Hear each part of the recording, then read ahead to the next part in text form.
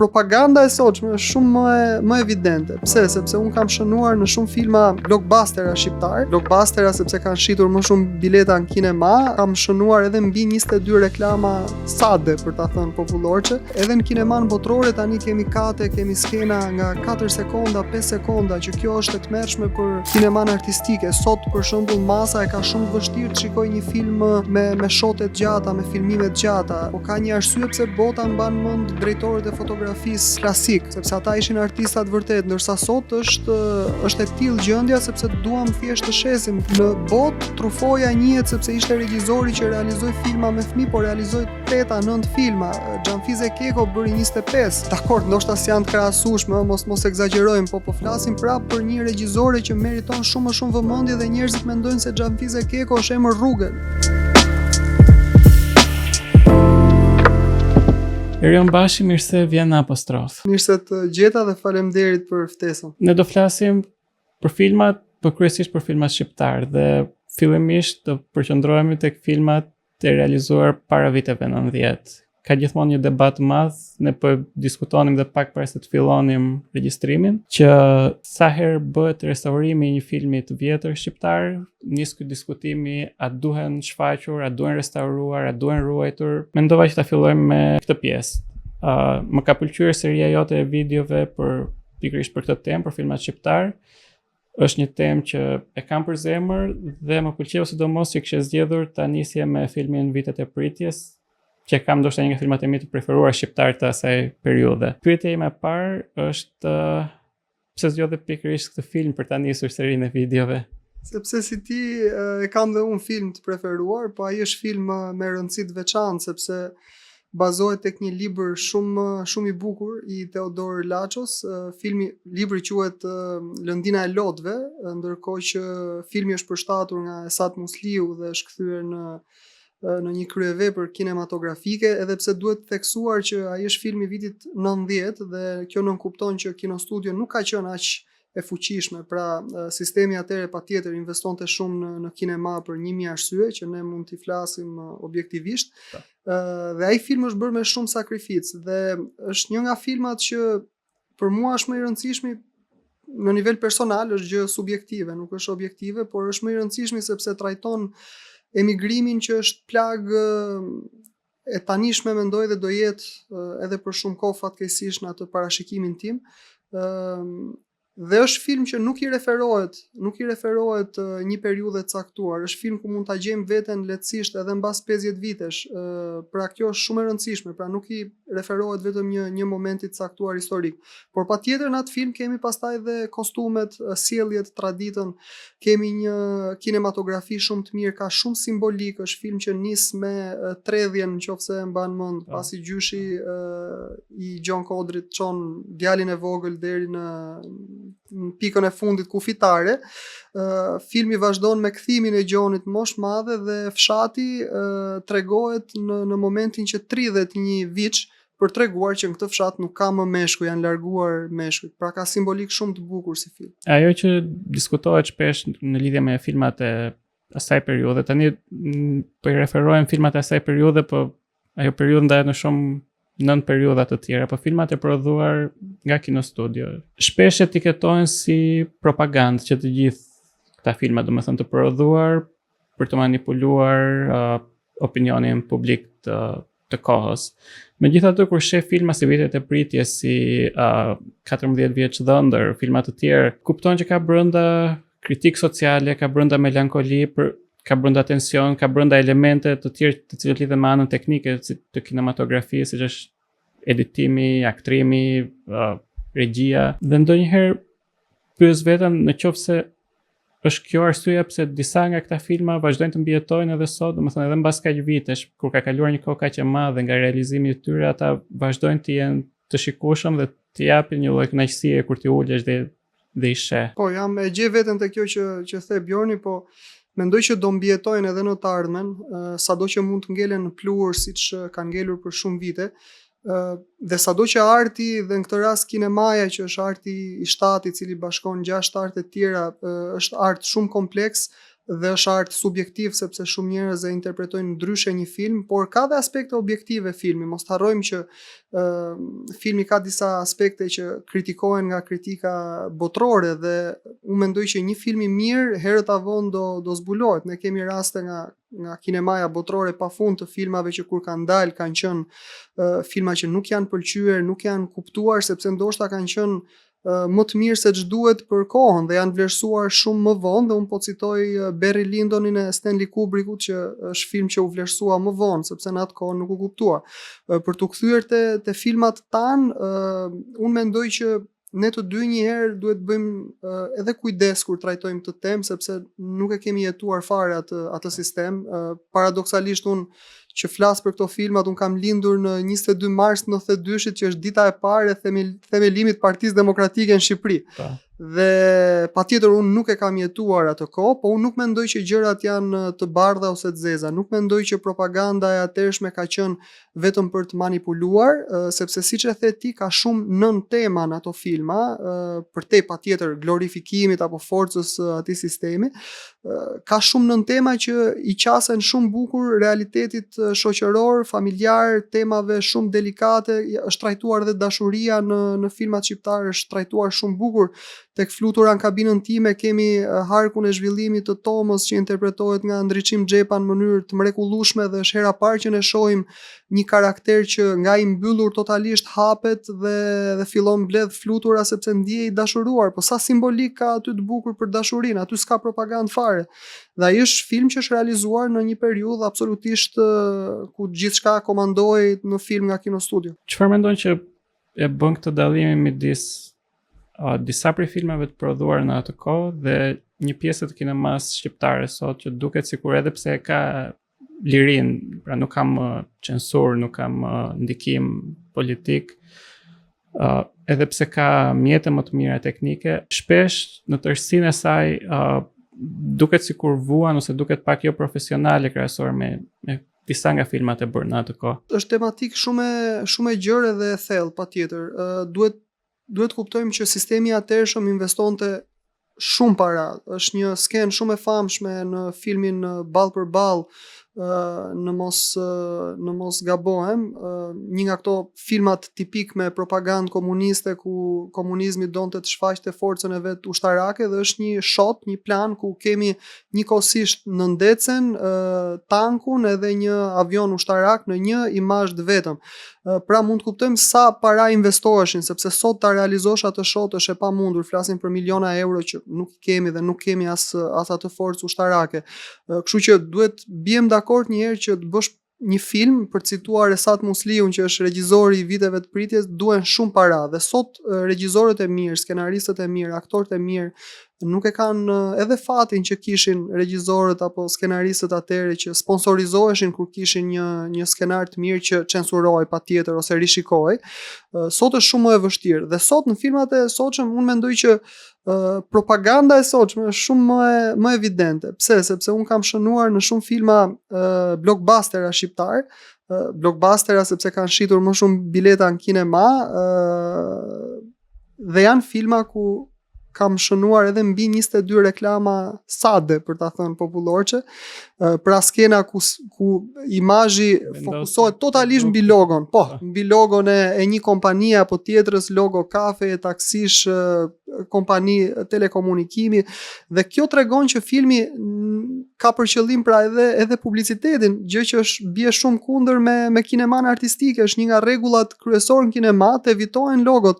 Për këtë arsye ne kemi, po citoj Tarantinon, i cili në filmat e tij edhe logoja e cigareve që përdorin personazhet e Tarantinos është Red Apple, është një markë që e ka shpikur Tarantino për të evituar këtë lloj problematike. Me që më dole tek propaganda në kohët e sotme, ne i vlerësojmë një pjesë të filmave të asaj periudhe duke i etiketuar si propagandë, po siç e the ti, ka elementet propagandës në filmat blockbuster shqiptar në formën e reklamës, ka elementet e propagandës ndoshta akoma më të fortë dhe akoma më të nënkuptuar në filmat e Hollywoodit. Hollywoodi ka ato mitet e tij, ka fantazitë e veta politike, identitetet kombëtare. Dhe jam kurioz, çfarë duhet bëjmë me shumicën e filmave që prodhohen sot kudo nëpër botë, nëse aplikojmë këtë logjikë që po pati propagandë një krijim artistik, një film nuk duhet shfaqur, atëherë çfarë duhet bëjmë me filmat e sotëm? Është komplekse sepse sot ne flasim për kapitalizëm edhe për aspekt komercial, përmendet gjithmonë më shumë ky aspekti komercial. Pse? Sepse në vetvete kinemaja sot si strukturë është një biznes.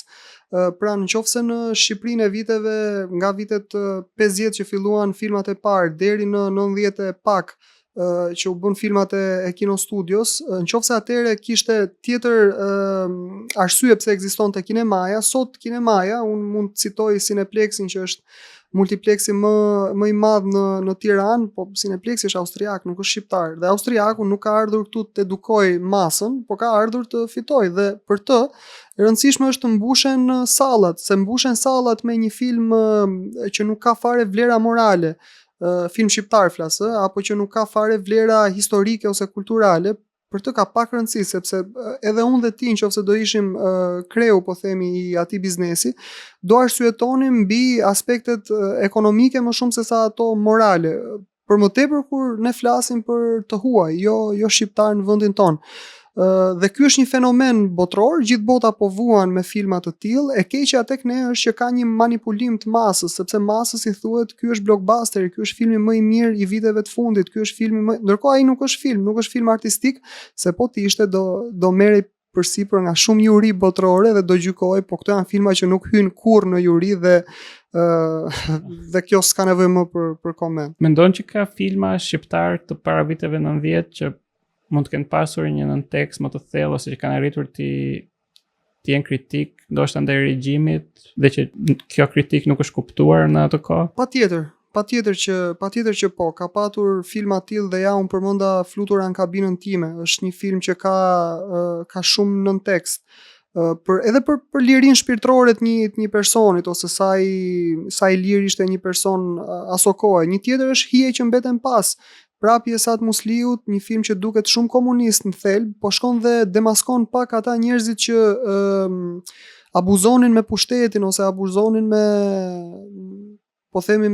sistemin aso kohë. Ka dhe filma të tjerë të kësaj natyre, edhe tek Rrethimi i vogël që duket film shumë komunist, ka momente që demaskohet ai sistem, edhe artistët aty është Kadri Roshi që ka ca batuta të jashtëzakonshme. Ka filma të tillë, sigurisht ka dhe propagandë, që mos ta marrim sikur çdo film që është bërë atëherë është film i pastër pa propagandë. Janë bërë 290 filma.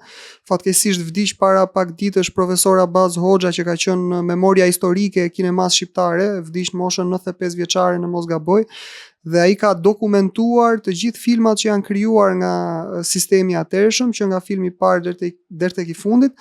Dhe janë 290 apo mbi 290. Personalisht jam i mendimit që në këto 290 filma, 20 janë filmat mrekullueshëm, shumë të mirë, me vlera dhe objektivisht në aspektin kinematografik të fjalës cilësor.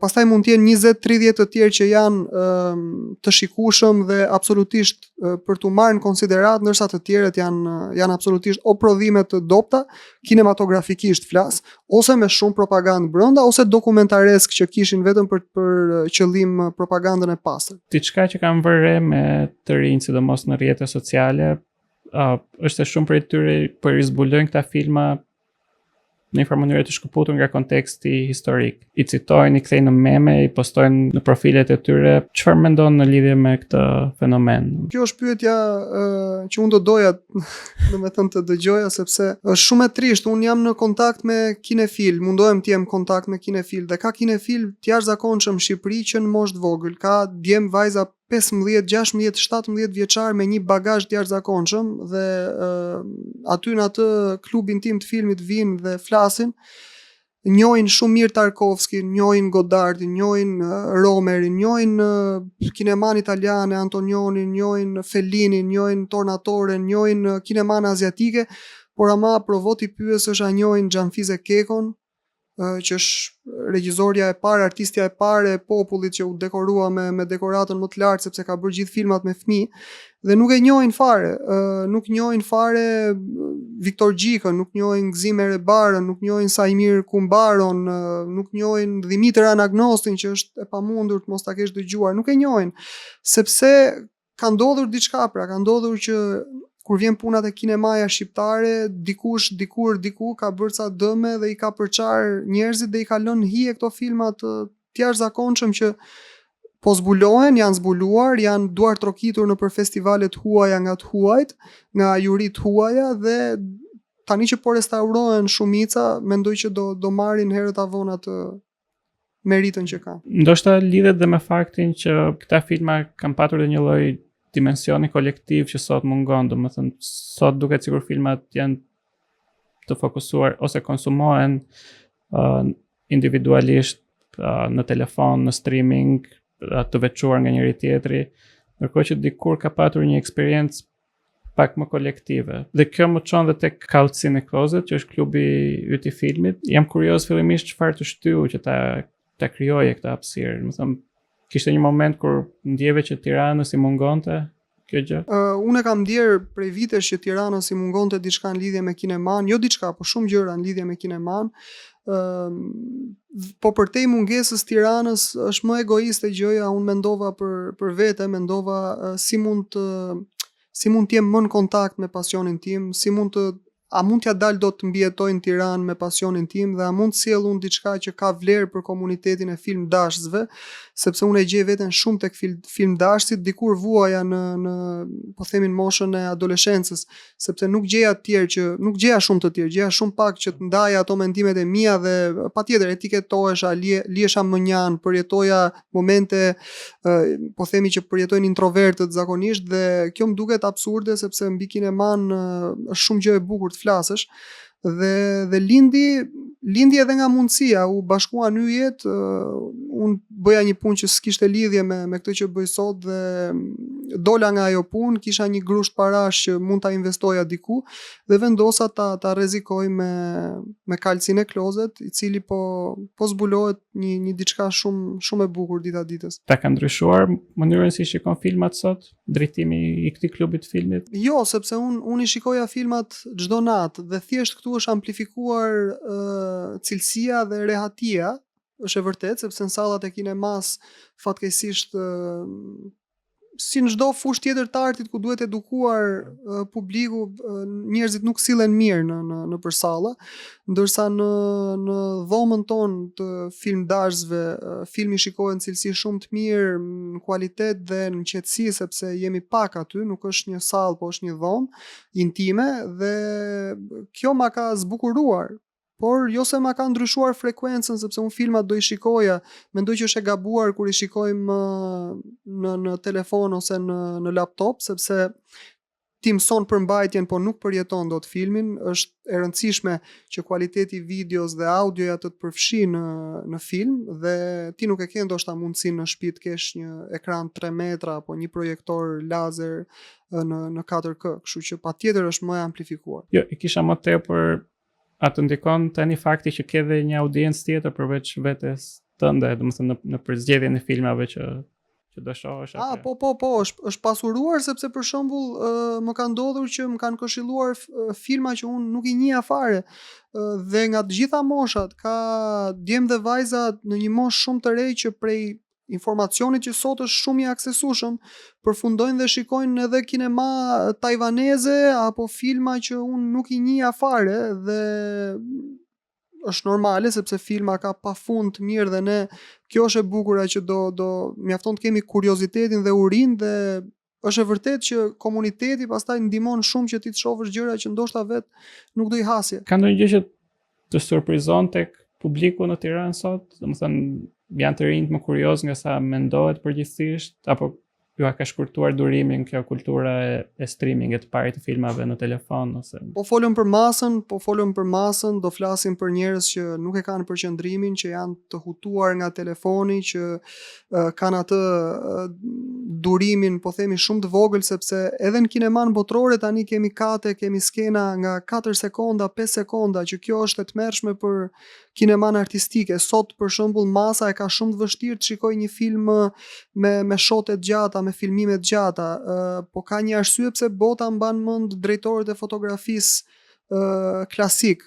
Sepse ata ishin artistat vërtet, ndërsa sot është e tillë gjendja sepse duam thjesht të shesim dhe unë e vëre edhe në Shqipëri këtë që shumica e të rinjve që vinë dhe shohin filma, kur vinë për të parë një film autor që nuk e njohin, kanë shumë probleme, nuk e ndjekin dot, janë të sikur u ha trupi. Pastaj ka dhe të rinj që të surprizojnë sepse janë, nuk e di, sikur nuk i përkasin kësaj kohe, sikur duhet kishin lindur më përpara dhe kanë një lloj syri shumë film dashës tipik, si më thon. Në qoftë se do mund të shpëtojë një film shqiptar të harruar dhe të rikthejë sërish në qendër të diskutimit sot, cili do ishte, domethënë, dhe një arsye? Sot janë të gjithë filmat shqiptar të dikurshëm të harruar, fliten shumë pak. Unë gëzohem që Arkivi Qendror i Filmit këto 2 vitet e fundit të paktën po bën goxha punë të mirë edhe po lufton me përmbajtje, me content, sepse sot ne jemi në rrjete sociale, sot është e kohë të flasim ndryshe, janë rrjete sociale që po i mbajnë njerëzit aktiv, dhe nëse ti aty nuk ke aktivitete ku të flasësh dhe ti prekësh zemrat e personave që duan kineman, është e kohë dhe të gjithë i shohin hije, po një nga filmat për shembull që meriton shumë më shumë vëmendje është Vitet e pritjes, që prandaj edhe e fola si të parin. Është Vdekja e Kalit sepse është filmi i parë pa censurë dhe që godet në zemër komunizmin.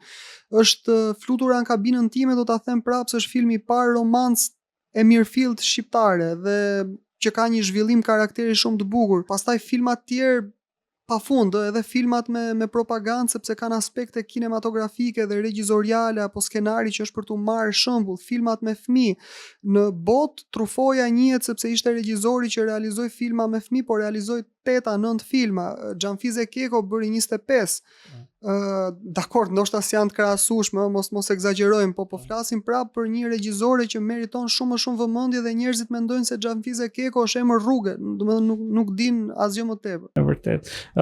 Në fakt, ndonjëherë mendoj që mungon dhe një hapësirë për t'i parë këta filma, domethënë ka disa kanale private televizive që transmetohen, po ndoshta një hapësirë ku mund të abonohesh, që të kesh mundësi ta shohësh her pas here të rikthehesh, nuk e di. Në vende të tjera shpesh ka platforma që janë të lidhura ndoshta me institucione kulturore, me bibliotekat, ku ti ke mundësi të hysh në faqen e tyre dhe të shohësh një film, sigurisht duke paguar sepse kërkohen shpenzime për mirëmbajtjen e tyre, por për momentin mungon. Kam dhe një pyetje të fundit. Mendon që kultura e kinemas po ringrihet në Shqipëri përmes këtyre hapësirave të vogla, siç është dhe Kaltësin e Closet, apo janë më tepër ishuj të vegjël rezistence kundër këtij konsumizmit që duket sikur po na... Bjorn, janë ishuj shumë të vegjël rezistence, jo të vegjël. Do doja tek ai vështrimi që bëre përpara në lidhje me filmat dhe mundësinë për t'i parë ato. Këtu ka një luftë shumë të madhe me të drejtën e autorit që nuk po zgjidhet, dhe sepse ato ishin filmat prodhuar për shembull nga Kinostudio. Kinostudio ishte e popullit shqiptar. Çfarë ndodhi befas mbas Kinostudios? Të drejtat ju dhanë regjizorëve. Në botën e kinemas sot, të drejtat e filmit i ka producenti dhe ekziston një kontratë. Kontrata nuk ekzistonte. Kinostudio ishte e popullit shqiptar. Po populli shqiptar sot, po flasim gjyshrit tan, nëse duan të shikojnë një film në 4K, cilësi të mirë, një film të rinis tyre, e kanë të pamundur dhe ndoshta fatkeqësisht do vdesin pa e parë atë film. Ndërkohë që bota jashtë edhe filmat më skars të skaluarës tyre i ka remasterizuar dhe t'i ofron edhe në format fizik përveç se digital nëpër platformat ndryshme. Dhe gjithçka që ne po bëjmë tani me këtë luftën e drejtave të autorit, thjesht po humbim kohë, sepse do vijë momenti i famshëm ku çdo lloj produkti artistik bëhet domen publik, që do të thotë mund përdoret nga gjithkush, nëse kalojnë tot vite dhe më duket është 50-70 nga vdekja e atij që presupozohet është autori. Do ndodhi ajo dhe çfarë bëm ne, thjesht humbëm kohë. Dhe kjo është një ligësi e madhe dhe nuk e kuptoj pse nuk po i gjehet zgjidhja, nuk po e kuptoj sinqerisht sepse janë thjesht filma që po rrin hije. Jemi me fat që të paktën Arkivi po i ofron njerëzve që të vinë të shohin filmat tek Kinema Drita, që është kinemaja që kanë hapur në ambientet e Arkivit dhe mund të shkojnë njerëzit ta shohin aty filmin. Po nëse do ta shohësh në shtëpinë tënde apo me miqtë tu, është akoma një luftë e kotë. Erion, shumë faleminderit. Faleminderit ty që më ftove. Ky podcast mbështetet nga Abi Bank.